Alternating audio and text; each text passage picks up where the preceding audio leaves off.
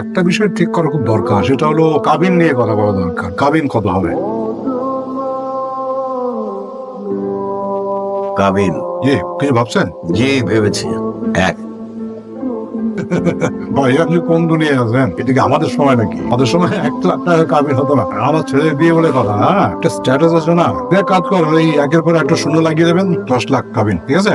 ভাই সাহেব, আমি 1 কোটির কথা বলেছি। 1 কোটি? জি। ভাই সাহেব কি খুশি আছেন নাকি? হ্যাঁ নাকি মজা করছেন?